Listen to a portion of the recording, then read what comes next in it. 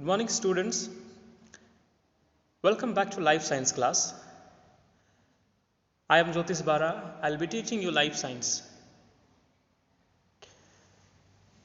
In the last class, I taught you about cells, the structure of cells, why it is called the structural and functional unit of living organism, and a brief introduction about the microscope.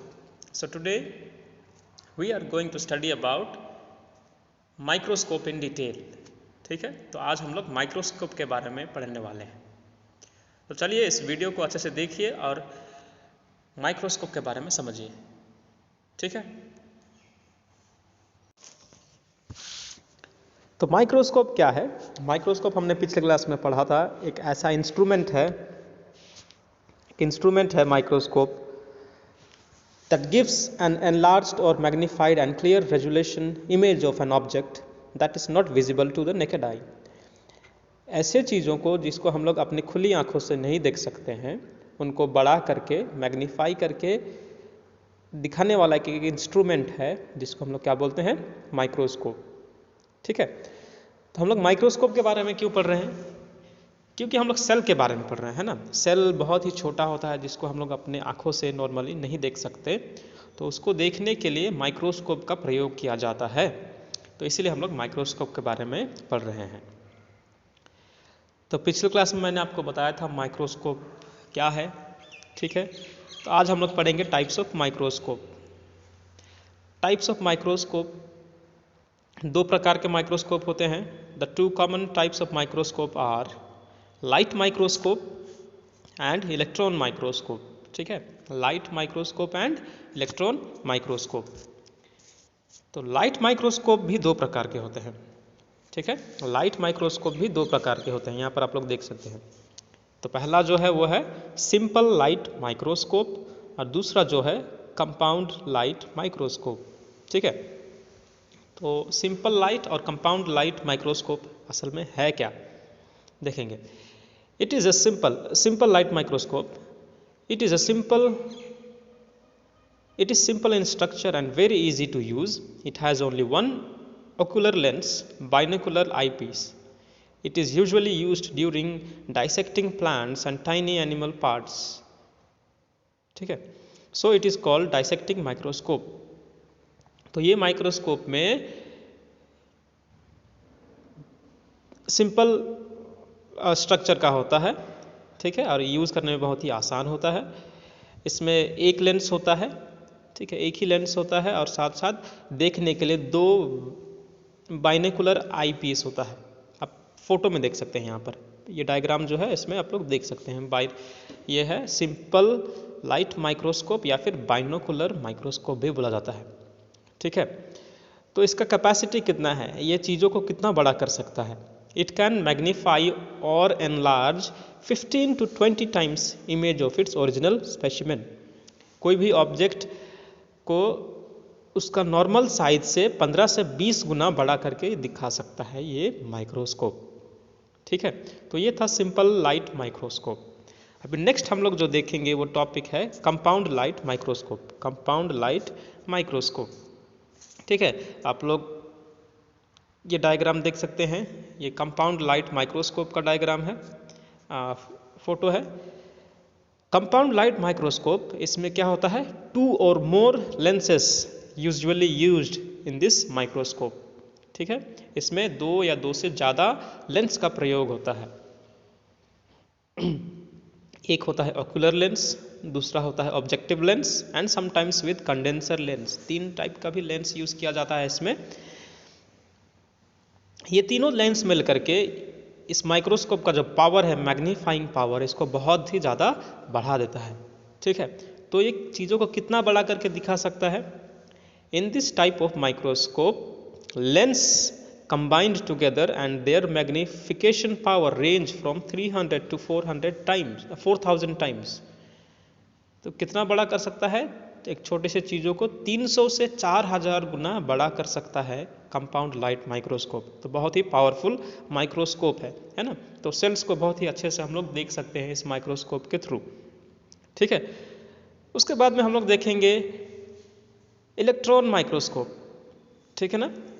तो light microscope दो प्रकार के होते हैं, simple light microscope और compound light microscope. अब हम लोग देखेंगे इलेक्ट्रॉन माइक्रोस्कोप। जैसे कि लाइट माइक्रोस्कोप में विदाउट लाइट आप नहीं देख सकते, लाइट रहेगा तभी आप लोग देख पाएंगे, है ना। इलेक्ट्रॉन माइक्रोस्कोप में क्या होता है, लाइट का यूज नहीं होता है, इसमें इलेक्ट्रॉन्स का यूज होता है, beam of electrons. This is a large and complex instrument of very high magnification.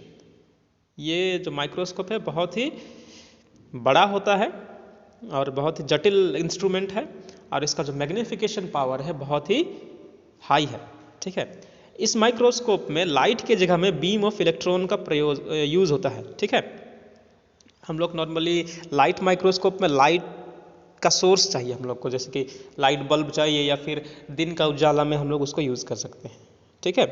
लेकिन इलेक्ट्रॉन माइक्रोस्कोप में चीज़ों को देखने के लिए इलेक्ट्रॉन्स का बीम का प्रयोग किया था। बीम क्या होता है, किरण ना, जैसा लाइट का बीम्स होता है, बीम्स ऑफ सन रेज ना, तो उसी प्रकार से इलेक्ट्रॉन का भी बीम्स होता है, उसको लाइट को देखने के लिए यूज़ किया जाता है, ठीक है।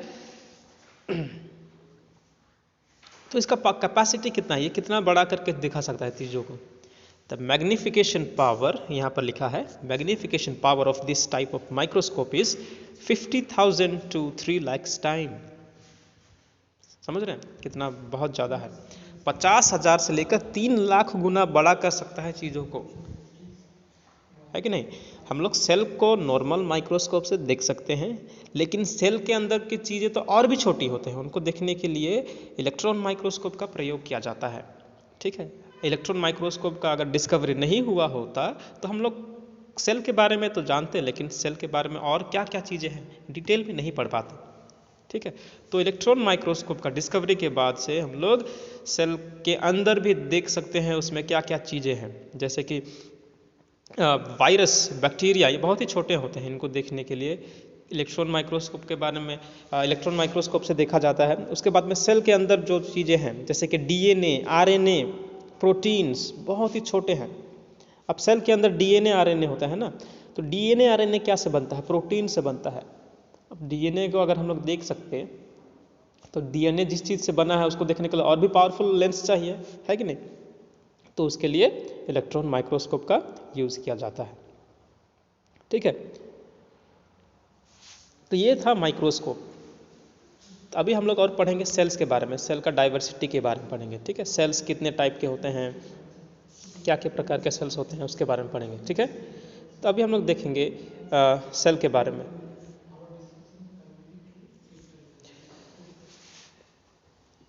In the living world, some organisms such as amoeba, protozoa, yeast, Vibrio cholerae consist of single cell. They are called unicellular, whereas plants and animals are more complex organisms and consist of many cells. These are called multicellular organisms. तो living world में हम लोग क्या देख सकते हैं, बहुत सारे टाइप के ऑर्गेनिजम्स हैं। सिंगल सेल वाले, एक सेल के बने हुए ऑर्गेनिजम्स भी होते हैं, जैसे कि अमीबा, यीस्ट, बैक्टीरिया, ठीक है ना। विब्रियो कोलेरा क्या है, एक बैक्टीरिया है जिसके वजह से कोलेरा होता है ना। तो इस प्रकार के बहुत सारे सिंगल सेल्ड ऑर्गेनिज्म हैं जिसको हम लोग क्या बोलते हैं, लाइफ साइंस में हम लोग उसको बोलते हैं यूनिसेलुलर ऑर्गेनिज्म। क्या बोलते हैं, यूनिसेलुलर ऑर्गेनिज्म। और साथ साथ दूसरे बड़े जानवर भी होते हैं, एनिमल्स भी होते हैं, प्लांट्स भी होते हैं, जो बहुत ही कॉम्प्लेक्स, जटिल तरीके से बना होते हैं, बनावट होता है उनका, उनमें बहुत सारे सेल्स होते हैं। तो ऐसा ऑर्गेनिजम्स को क्या बोला जाता है, मल्टी सेलुलर ऑर्गेनिजम्स बोला जाता है, ठीक है। तो सेल तो यूनिसेलुलर और मल्टी सेलुलर के सेल्स में तो डिफरेंस होगा, है ना। तो अलग अलग सेल्स हैं, उनके बारे में उनमें डिफरेंसेस होगा, अलग अलग शेप और साइज़ के होंगे, ठीक है ना। जैसे कि ह्यूमन बींग्स में भी ले लीजिए, सभी सेल्स एक प्रकार के नहीं होते हैं, सभी टिश्यूज एक प्रकार के नहीं होते हैं, है ना। तो सबका अलग अलग स्ट्रक्चर होता है, तो उसके बारे में हम लोग देखेंगे। तो अलग अलग स्ट्रक्चर, कैसा कैसा स्ट्रक्चर होता है उसके बारे में देखेंगे, ठीक है। Shape and sizes of cell, अभी हम लोग देखेंगे shape and sizes of cell. Cells may be oval, elongated, rectangular, columnar, filamentous, polygonal etcetera. सेल बहुत सारे आकार का हो सकता है। ओवल मतलब अंडे का शेप का हो सकता है। एलोंगेटेड मतलब लंबा हो सकता है, साइड में एकदम बीच में मोटा सा और सिरा में बहुत ही लंबा पतला सा, ठीक है, इलोंगेटेड बोल सकते हैं। उसके बाद में रेक्टेंगुलर हो सकता है, रेक्टेंगुलर स्ट्रक्चर का। कॉलमनर मतलब कॉलम्स में हो सकता है, ठीक है। फिलामेंटस यानी कि बीच में अंदर में छेद हो सकता है सेल्स के, ठीक है। पॉलीगोनल शेप का हो सकता है, तो अलग अलग शेप का हो सकता है, ठीक है। तो कुछ कुछ एग्जाम्पल दिया गया है। राउंड और ओवल शेप का होता है मेरिस्टेमेटिक टिश्यू, ठीक है। मेरिस्टेमेटिक टिश्यूज में जो सेल्स होते हैं उसका स्ट्रक्चर कैसा होता है, राउंड या फिर ओवल। उसके बाद में कॉलमनर या फिर पिलर जैसा, पिलर के जैसा जो होता है कॉलमनर बोलते हैं उसको। पैरेन्काइमा प्लांट सेल, पैरेन्काइमा में हम लोग देख सकते हैं। किडनी के शेप का भी होता है, ठीक है, गार्ड सेल, ये प्लांट में होता है गार्ड सेल्स, ये किडनी के आकार का होता है।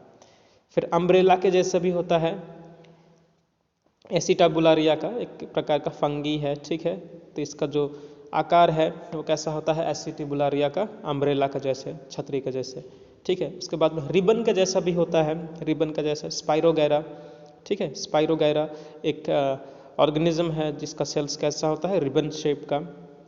ओवल विथ फ्लैजेला, फ्लैजेला क्या है, थ्रेड लाइक स्ट्रक्चर जो निकलता है, यहाँ पर देख सकते हैं थ्रेड लाइक स्ट्रक्चर जो निकला है, इसको बोलते हैं फ्लैजेला बोलते हैं, ठीक है ना। तो ओवल भी होता है उसमें फ्लैजेला के साथ, ठीक है। तो उसको हम लोग बोलेंगे वॉल्वॉक्स। कौन सा ऑर्गेनिज्म में पाया जाता है ऐसा स्ट्रक्चर, वॉल्वॉक्स या फिर क्लामिडोमोनास, ठीक है। उसके बाद में हम लोग देखेंगे स्पेरिकल शेप का भी हो सकता है, red blood cell, white blood cell, egg shell, ये सारा क्या है, स्ट्रक्चर गोल होता है।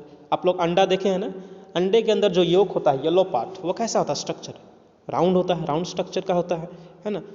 तो वो एक राउंड स्पेरिकल आकार का एक सेल है, ठीक है। फ्लैट एंड पॉलीगोनल, कुछ कुछ सेल्स जो होता है फ्लैट होता है, चपटा होता है, कुछ कुछ क्यूबोइडल होता है, कुछ कुछ हेक्सागोनल यानी कि 6 साइड्स का होता है, कुछ कुछ इरेगुलर होता है, ब्रांचेस का बहुत सारा डाली का जैसे निकला हुआ होता है। कुछ कुछ सेल्स जो है जिसमें पूंछ होता है, जैसे स्पर्म सेल में पूंछ होता है। कुछ कुछ मतलब कैसा, टेडपोल जानते हैं ना, मेंढक का जो छोटा छोटा काला काला करके होता है मेंढक का, शुरू में टेडपोल होता है, अंडे से निकलता है टेडपोल, उसमें एक क्या होता है, पूंछ होता है, उसी प्रकार का होता है ह्यूमन का स्पर्म सेल। उसके बाद में इलोंगेटेड यानी कि लंबा होता है। नर्व सेल, हमारे बॉडी में जो नर्व सेल है वो लंबा होता है, इलोंगेटेड, ठीक है। स्पाइंडल शेप, स्पाइंडल शेप आप लोग यहाँ पर देख सकते हैं, ये है स्पाइंडल शेप, ठीक है।